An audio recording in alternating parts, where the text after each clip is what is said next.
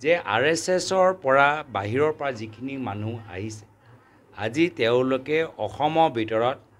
সাম্প্ৰদায়িক এটা বাতাবৰণ সৃষ্টি কৰিবলৈ বিচাৰিছে এই ক্ষেত্ৰত অসমৰ ৰাইজ সজাগ হোৱাটো উচিত অসমীয়া জনসাধাৰণ বাহিৰৰ মানুহৰ প্ৰভাৱত আমি নিজৰ ভাই ককায়েকৰ লগত আমি কাজিয়া নকৰোঁ বাহিৰৰ মানুহৰ প্ৰভাৱত আমি নিজৰ পবিত্ৰ ধৰ্মীয় অনুষ্ঠানবোৰ আমি প্ৰদূষিত কৰিবলৈ নিবিচাৰোঁ মুখ্যমন্ত্ৰী আজি আমি গম পাইছোঁ যে লখিমপুৰতো এনেকুৱা এটা ঘটনা হৈছে য'ত এটা মন্দিৰৰ বাহিৰত বাতাবৰণটো তেওঁৰ কিছু ক্ৰিমিনেল মাইণ্ডেড মানুহবোৰ আজি প্ৰদূষিত কৰিছে এইখিনি কাম আমাৰ মন্দিৰৰ পবিত্ৰতা ৰক্ষা কৰাৰ ক্ষেত্ৰত মুখ্যমন্ত্ৰী ব্যৰ্থ কিয় আজি যেতিয়া এবাৰ ধুবুৰীত হৈ গ'ল তাৰপিছতো ক'তোৱে হ'ব নালাগিছে